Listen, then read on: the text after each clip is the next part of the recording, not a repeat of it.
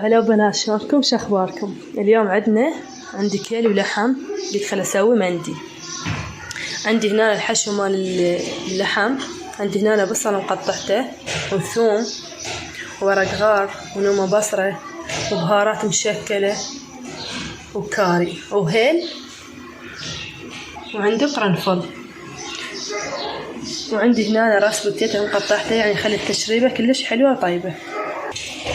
طبعا هنا بنات هنا مخلي القدر مال الضغط. هنا الشحم هم راح اخليه، راح اخلي اللحم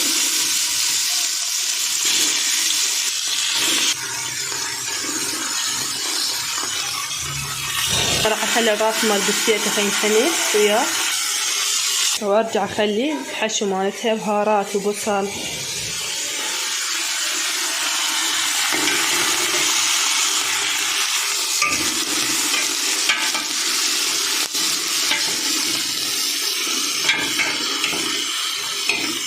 هنا البنات. عندي مال حمص راح اخليه له مي، طبعا خليت له مي حار على مود السرعة يستوي عندنا. هنا ندير المي مالتي، حط له بعد شوي يحتاج مي، ادير له هنا بعد المي شوية كافي. راح اغطيه خليه يستوي على راحته. بنات طبعا هنا ما خليت له ملح، لان الملح ما يخليه يستوي، من اشوفه يستوي يلا اخلي له الملح. هنا راح اغطيه وخليه يستوي. هنا بنات نرجع للتمن. طبعا هذا التمن غاسلته ومنقعته كلش، غسلته زين. هسه نروح نطبخه. انا خليت القدر اللي راح اطبخ بيه التمن. انا عندي بصل وورق غار وهيل وقرنفل،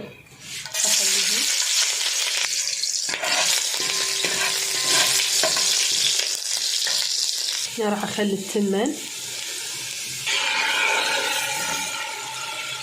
هنا اخلي الملح. هنا بنات انا عندي تشريب، يعني تشريب اللحم.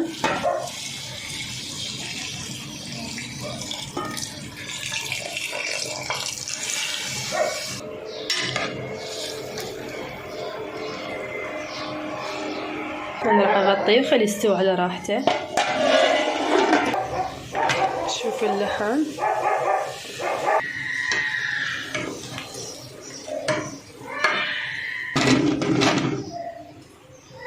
انا بنات التمن عندي نشف مية، قللت النار مالته.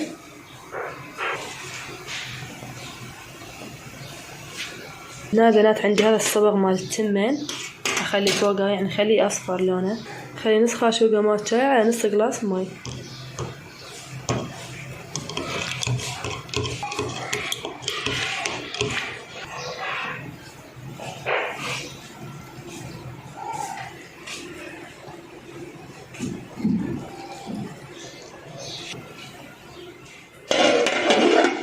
انا بنات ما راح اقلبه شويه يتهدر، وانا برجع اقلب التمن.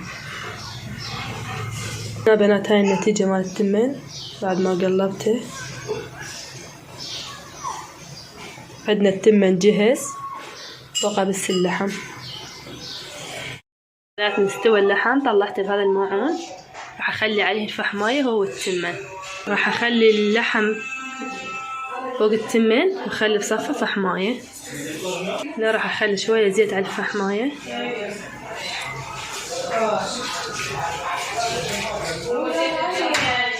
اغطيه خلي شويه يتبخر.